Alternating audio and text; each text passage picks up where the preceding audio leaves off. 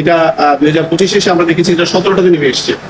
তো 121 থেকে 17টাতে আসার পরে এখন গত বছর আমরা এই 17টা জায়গাকে অ্যাড্রেস করার জন্য হিজরাখালের কাজটা নভেম্বরের দিকে নেই, এবং আমাদের প্রকল্পের অনুযায়ী এই 17 জায়গার ভিতরে এখন শুধুমাত্র 4-5টা জায়গায় জলবদ্ধতা হচ্ছে। এটাও আজকের দিনে আমরা দেখতে পাচ্ছি। গত 28 এপ্রিলের পরে এখন পর্যন্ত আজকের দিনের আগে আমরা শুধু 3টি জায়গাতে হালকা জলবদ্ধতা দেখেছিলাম। এইটা বেসিক্যালি ওই জায়গাটা নিচু, এবং এটা আমরা সামগ্রিকভাবে আমাদেরকে মন্ত্রণালয়ের মাধ্যমে যে যৌথ কমিটি গঠন করে দেওয়া আছে সেখানে আলোচনার মাধ্যমে সিটি কর্পোরেশন ওই জায়গাগুলোকে 2 ফিট করে রেইজ করে দিচ্ছে। যদি রেইজ করা হয় তাহলে কাতালগঞ্জ এবং কাপাসগোলার এই জায়গাগুলোতে আর পানি উঠবে না।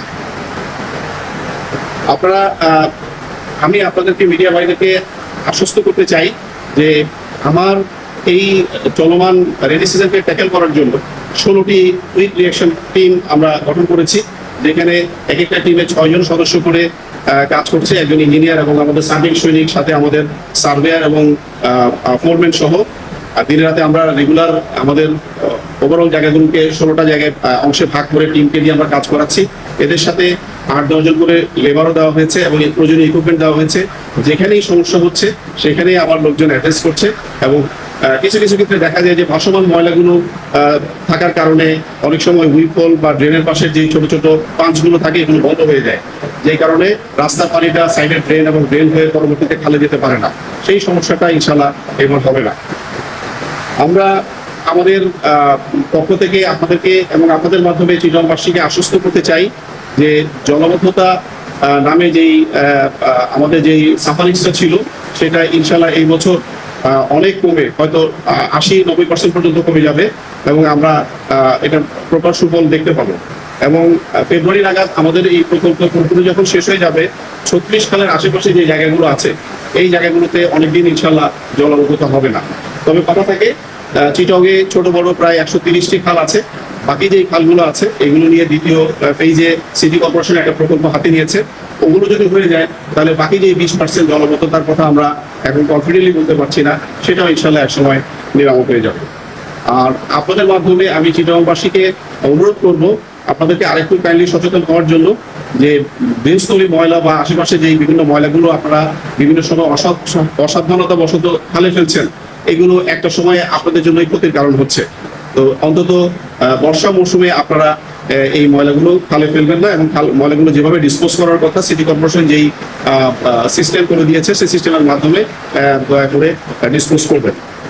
আমি সাংবাদিক ভাইদেরকে বলতে চাই যে আপনাদের এন্ডে আপনারা যেহেতু গ্রাউন্ডে বিভিন্ন জায়গায় যান, আপনাদেরও যদি কোনো সাজেশন থাকে যে এই জায়গাগুলোতে কাজ করলে আরো বেশি জলবদ্ধতা নিরাময় করা সম্ভব, আমরা সেই জায়গাগুলোতে অ্যাড্রেস করবো।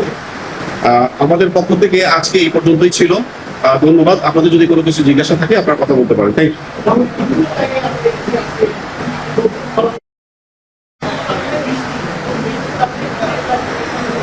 আজকে আমাদের একটা ডিজাইন ছিল যে আমরা 550 মিলিমিটার বৃষ্টি পর্যন্ত আমাদের যেই ড্রেনেজ মডেলিং আমাদের কনসালটেন্ট টিম যেটা দিয়েছে সেটা করতে সক্ষম, কিন্তু 43 বছর পরে হঠাৎ করে আমাদের যেই 546 মিলিমিটার বৃষ্টিপাত হয়েছে, এটার জন্য আসলে আমরা ঠিকভাবে প্রস্তুত ছিলাম না।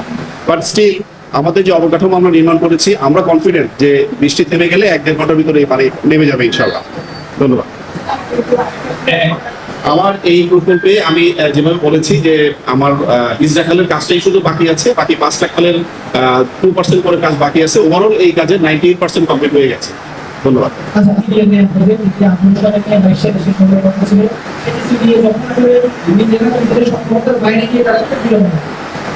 ধন্যবাদ। আপনি খুব সুন্দর একটা কোশ্চেন করেছেন।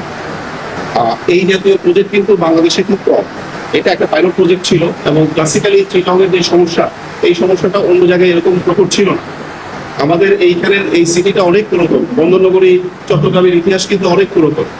তো একটা সেট সিটির ভিতরে যেই এক্সিস্টিং খাল বা ড্রেন যেগুলো আছে এগুলো কালের বিবর্তনে আস্তে আস্তে করে হারিয়ে যায়, এবং একটা পরিপূর্ণ শহরের মাঝখানে আমি যখন খাল খনন করে খালকে বৃদ্ধি করে বিল্ডিং ভেঙে লোকজনের সাথে নেগোসিয়েশনের মাধ্যমে তার পৈতৃক জমিটাকে বুঝিয়ে নিয়ে ল্যান্ড অ্যাকুইজিশন করে যখন কাজ করতে যাব, এই চ্যালেঞ্জটা প্রকল্প যখন বাস্তবায়ন করার আগে প্রকল্পের পরিকল্পনা করেছে, পরিকল্পনা কমিটি ঠিক ওভাবে হয়তো চিন্তা করে নাই। যখন তারা কাজ করতে গিয়েছে তখন তারা দেখলো যে না, এটা আসলে এভাবে সম্ভব না। ঠিক যে কারণে এই কাজটা সিডি নিজে না করে সেটা